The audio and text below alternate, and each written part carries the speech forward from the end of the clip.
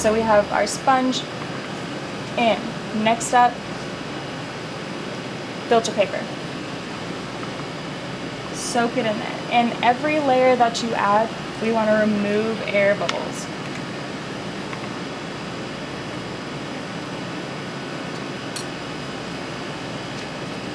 Filter paper. All right, next up is the gel.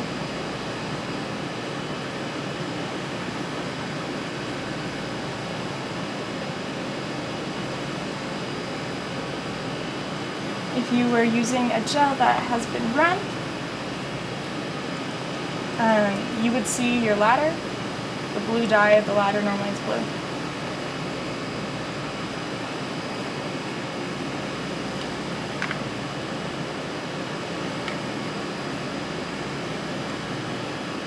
And so if you accidentally mangle your gel in the process, that's totally possible.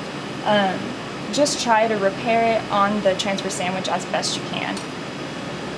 And so we have the gel down, and remember to put the face side of it down on the membrane that you're going to be blotting on, or the face up, and then put the membrane, which is what I did. And so next we have our membrane paper.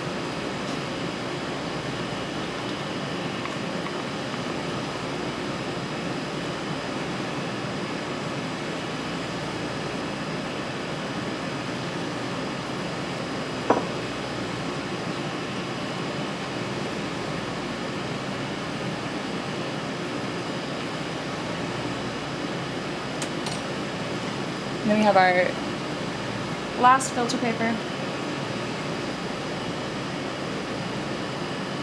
and our last sponge.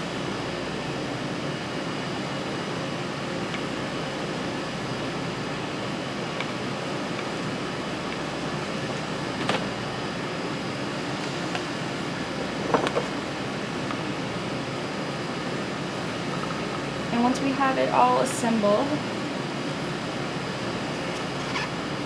I like to just give it another roll, just to make sure that all the air bubbles are out before I put it in my little holder.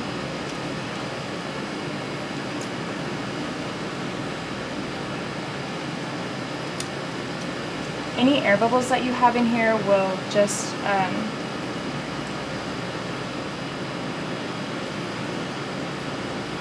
that's the other way.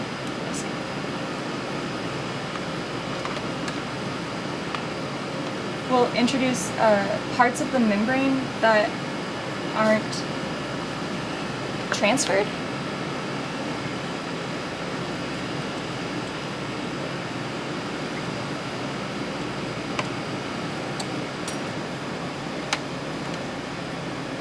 And then when you go to use the membrane for other applications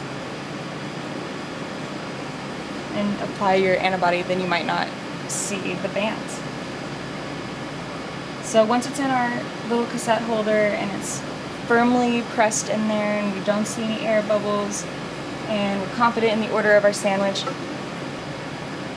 it's nice and tight and no air bubbles, so we can put it in we can use the same tank that we use to run our electrophoresis, but this time we're going to use a little transfer box. These hold 2 of these, I believe, and you're going to plug it in the same red to red, black to black, and we're going to transfer this for 50 millivolts per gel.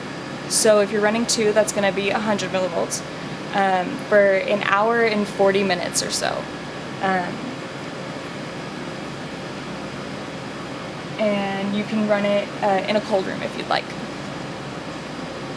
And fill the rest of the tank up with your transfer buffer. Make sure to cover the unit completely also.